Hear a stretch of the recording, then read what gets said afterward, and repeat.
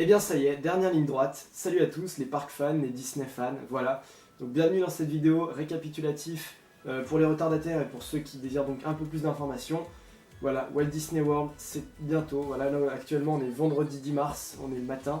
Je pars donc dans 4 jours, le mardi 14. Voilà ce gros voyage qui se prépare. Et donc bien sûr, comme je vous l'ai dit depuis maintenant quelques mois, comme je l'avais annoncé, bien sûr, eh bien, il va être temps de foncer vers cette magie et d'y faire les prochaines vidéos de Bienvenue à bord. Donc il y a un programme assez chargé, il y a un planning plutôt chargé, vraiment un petit truc pas mal à faire, je pense, avec 4 parcs d'attractions. Il s'agit donc du Magic Kingdom, de Epcot, du Disney's Animal Kingdom et du Disney's Hollywood Studios, voilà donc les parcs visités. Et donc voilà, on va creuser un petit peu plus en amont. Je vous propose de suivre mon programme que je vais tout de suite vous donner dans les détails. Voilà donc ce qui va se passer. Cela va donc se dérouler en 5 épisodes. Tout d'abord l'épisode 0 qui aura lieu donc le jour de mon départ. Donc le trajet, bien sûr quelques images peut-être de l'avion, de l'aéroport, du trajet jusqu'à l'arrivée. Et là, grosse surprise de l'hôtel, les premières impressions vraiment, l'arrivée au mardi soir. Voilà donc l'épisode 0, ça ne concernera pas encore les parcs mais vraiment le début, l'arrivée, vraiment le before en fait, le before de ce gros épisode de Bienvenue à bord qui s'annonce en 5 vidéos. Et les 4 épisodes seront donc un par parc, dans cet ordre normalement si tout se passe bien. Il n'est pas exclu qu'il y ait des imprévus, des changements de programme sur place. Donc voilà, c'est quand même à prendre avec des pincettes, mais voilà comment j'aimerais que ça se profile. Jour 1, Magic Kingdom. Jour 2, Epcot, comme je vous l'avais déjà dit. Jour 3, Disney... Non, jour 3, retour au Magic Kingdom, mais il n'y aura pas de vidéo. Je compte bien savourer un petit peu aussi hors caméra. Donc voilà, surtout qu'il y a 2 jours au Magic Kingdom, donc une vidéo suffira.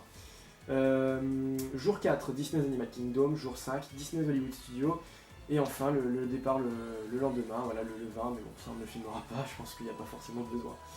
Mais donc voilà, 5 vidéos encore une fois, épisode 0, l'arrivée, épisode 1 au Magic Kingdom, épisode 2 à Epcot, épisode 3 au Disney's Animal Kingdom et épisode 4 au Disney's Hollywood Studios. Voilà alors. Pourquoi dans cet ordre-là? Je vais vous l'expliquer tout de suite, puisque comme à Disneyland Paris, pour ceux qui le savent, il y a ce qui s'appelle les EMH. Les EMH c'est quoi? Ce sont les Extra Magic Hours, le temps de magie prolongé en français. C'est-à-dire qu'en gros, pour chacun des résidents des hôtels, et aussi des passeports annuels, vous pouvez arriver sur place avant l'ouverture officielle des parcs. C'est donc pour ça que j'ai choisi de choisir chacun des parcs en fonction de ça. J'ai vraiment ficelé tout ça de manière à avoir chacune des EMH le jour précis du parc. Donc c'est-à-dire que le jour 1 il y aura les EMH, le jour 2 aussi, voilà, à chaque fois il y aura les EMH. On va tâcher d'en profiter puisque bien sûr je suis résident des hôtels, étant donné que je vais loger au Disney's All Star Movies Resort, voilà, ça je ne l'avais pas dit non plus, mais voilà, ce sera cet hôtel, si ça vous intéresse, vous pouvez regarder un petit peu à quoi ça ressemble, mais c'est un hôtel vachement Disney, qui moi me donne déjà, ça me fait rêver. Nous, nos hôtels à Disneyland Paris, il faut dire que c'est très américain, mais c'est magique, mais dans un autre contexte, c'est vraiment pas Disney, c'est très, très américain, c'est un thème qui est vraiment urbain ou alors désertique, etc. selon l'hôtel. Ici c'est vraiment Disney, c'est ce que je recherche un peu, c'est pas mal, ça fait partie des moins chers, mais au moins moi j'ai ce qu'il me faut, c'est tranquille, il y a la piscine, tout ça, ça peut être sympa donc à voir dans l'épisode 0 surtout. Et donc comme je disais, je suis résident des hôtels, donc on va profiter de chacune des Extra Magic Hours qui se déroulent pour la plupart du temps le matin entre 8h et 9h. Mais en ce qui concerne le Magic Kingdom, la première journée, je crois qu'elle se déroule de 21h à 23h, donc des EMH de soir, ce qui est intéressant, ce qui peut être sympa. Voilà, donc c'est afin évidemment d'avoir le plus de temps possible à passer dans les parcs, bien entendu, donc ça fera au moins 10-11 heures en moyenne de parcs par jour, ce qui est assez intense, espérons que je ne sois pas trop fatigué, mais voilà, c'est un séjour assez court, plusieurs fans et personnes bien renseignées m'ont dit que 5 jours c'était vraiment le grand minimum, bien sûr, mais bon après je roule pas sur l'or, hein, ça me coûte déjà pas mal cher pour un petit séjour comme ça, et je passe quand même 2 jours au Magic Kingdom. Mais voilà, faudra pas perdre de temps à Epcot apparemment, qui est un parc qui vaut plus 2 jours qu'une seule journée. Ça va être vraiment le challenge. Sinon Disney's Animal Kingdom et Disney's Hollywood Studios apparemment valent une journée grosso modo, il est pas impossible que je tourne en rond au bout d'un moment, mais ça ne gêne absolument pas de refaire les attractions, bien au contraire, c'est évidemment ce que j'ai envie de faire. Surtout Star Tours évidemment, puisqu'il y a beaucoup de voyages à combiner, puisque le voyage n'est jamais 2 fois le même au Disney's Hollywood Studios, donc un roller coaster qui est différent de notre version, je compte bien le faire plusieurs fois aussi. Oui, parlons un petit peu déjà de ça aussi, les attractions que j'attends le plus, bien sûr. Au Magic Kingdom, ce sera Haunted Mansion, j'ai vraiment envie de découvrir ça, parce que Phantom Manor, j'ai beau adorer, je trouve que c'est un... On en reparlera le moment venu, hein, je ferai peut-être un petit comparatif, ça m'arrivera de temps en temps, mais Phantom Manor est assez vieillissant, et j'ai envie de voir l'autre version, qui m'a l'air un peu plus riche quand même, moins dans l'histoire, mais plus dans les personnages. Splash Mountain, évidemment, ça va être vraiment l'attraction que j'attends le plus de tous les parcs. Tout simplement parce qu'elle n'existe pas à Paris et que c'est une attraction, c'est un e-ticket pour ceux qui savent ce que c'est donc les plus grosses attractions Disney qui m'a l'air magnifique. Un splash, c'est vraiment ce qui manque à Disney, c'est une attraction ultra thématisée, à l'instar de Pirates des Caraïbes ou de It's a Small World. À Epcot, bizarrement, vous savez que je déteste Frozen si vous me suivez, mais j'ai grave envie de voir ce que donne le ride. Moi je préfère de toute façon me plonger dans une attraction et rentrer dans le film plutôt que d'en être spectateur, donc là ça a l'air d'être au top, c'est l'attraction la plus récente si je ne m'abuse de tout Walt Disney World, donc cette attraction, vraiment j'ai envie de la faire. J'ai pris un Fast Pass Plus, je parlerai aussi de ça un petit peu après, j'ai vraiment pris un Fast Pass Plus pour ça, et j'ai hâte de la faire à Epcot, ainsi que Test Track, et puis Soarin aussi, voilà, ce sont les 3 attractions que vraiment j'ai envie, mais surtout retenez Frozen After. Je ne sais pas pourquoi, je suis en train de devenir ma boule, mais j'ai grave envie de la faire, et peut-être même 2 fois. Au Disney's Animal Kingdom, Kali River Rapids, j'ai grave envie de la faire aussi parce que c'est des attractions aquatiques, tout ça. À part au parc Astérix, malheureusement, on n'a pas beaucoup, et encore, c'est pas thématisé au parc Astérix, ou dans une moindre mesure. Et donc, à part dans ce parc-là, je trouve qu'on n'a pas beaucoup d'autres parcs en France qui proposent des attractions aquatiques bien thématisées, bien ficelées. Donc, Kali River Rapids au Disney's Animal Kingdom, c'est une attraction que j'attends, et puis parce que c'est un peu tropical, c'est la jungle, c'est l'aventure, c'est aussi quelque chose qui me parle beaucoup. Évidemment, Expedition Everest et l'attraction Dinosaur, ce sont vraiment pareil les trios que je vais vraiment retenir, que je vais vraiment viser sur Disney's Animal Kingdom. Donc toutes ces attractions là que je suis en train de vous citer, bien sûr, je pense que vous aurez un de mes ressentis, il y aura des débriefs, il y aura des after vidéos, peut-être retour dans la chambre à l'hôtel pour parler du parc, des attractions, ce qui m'a plu, ce qui m'a déplu, bien sûr, comme pour les critiques, j'ai envie vraiment d'analyser et de tout vous raconter. Vous allez tout savoir, si ça vous intéresse, vous allez avoir tous mes ressentis, vous allez visiter en même temps que moi, on va vraiment explorer tout ça ensemble. C'est comme ça que j'ai envie de faire partager mes vidéos avec vous. Et puis bien sûr, vous n'hésiterez pas à mettre vos commentaires si vous êtes intéressé, si vous avez trouvé que je disais des conneries, si vous avez trouvé que je disais la vérité, ou que voilà, ou que vous avez envie de partager vous aussi vos sentiments à propos de tout ça. Disney's Hollywood Studios, il y a beaucoup, en fait presque toutes les attractions, j'ai grave envie de les faire. Je suis grave attiré par ce parc et toutes les attractions. Je suis vraiment un fan de Rock'n'Roller Coaster à Paris.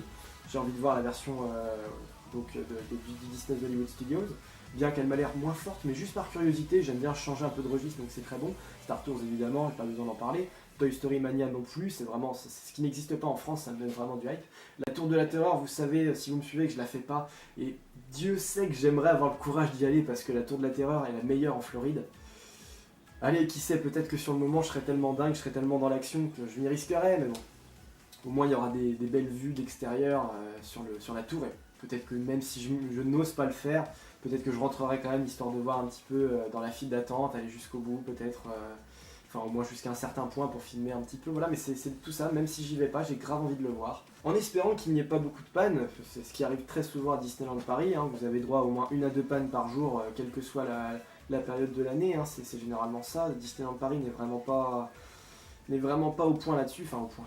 Disons que c'est pas non plus encore trop fâcheux à certains moments, mais Big Thunder Mountain, si vous êtes un fan, vous savez que c'est le genre d'attraction qui tombe en panne au moins 1 fois par jour, ce qui est fâcheux. Espérons que ce ne soit pas le cas en Floride. Parlons tout de même des fermetures. Je suis plutôt chanceux. Bon, j'y vais en plein spring break, c'est-à-dire c'est les vacances de Pâques là-bas, donc il risque d'y avoir du monde. Ça aussi, j'en ai pas encore beaucoup parlé, mais voilà. Mais on verra. Après, je suis tout seul et vous savez que je vais y aller vraiment sans me retenir. Je vais pas foncer non plus, mais je vais pas prendre mon temps, je vais essayer quand même de savourer chaque seconde bien sûr, mais sans non plus me reposer, sans prendre mon temps. Je vais essayer d'enchaîner assez rapidement, je ne dépendrai de personne, je vais essayer franchement de pouvoir enchaîner les attractions plusieurs fois, d'être rapide dans la visite, de pas m'attarder sur certaines choses, de pas m'attarder à l'hôtel, dans ma chambre ou quoi. On va essayer franchement de savourer à fond. Moi j'ai envie de passer le plus de temps possible dans les parcs. Voilà, et donc fermeture. Une seule attraction, là-dessus je suis plutôt chanceux. Il s'agit donc de Hall of Presidents, et c'est tout simplement à cause des élections américaines qui viennent donc juste de se dérouler, puisque c'est une attraction qui met en scène les présidents des États-Unis. Et comme vous le savez, on vient de changer de président, malheureusement. Et donc il faut qu'il fasse l'automate de Donald Trump à l'intérieur. C'est pourquoi le spectacle est fermé, et ils vont rajouter donc un discours de Donald Trump à l'intérieur. Ils vont remodeler un petit peu l'histoire, comme ils le font à chaque nouvelle élection, quand c'était Obama, quand c'était Bush, tout ça.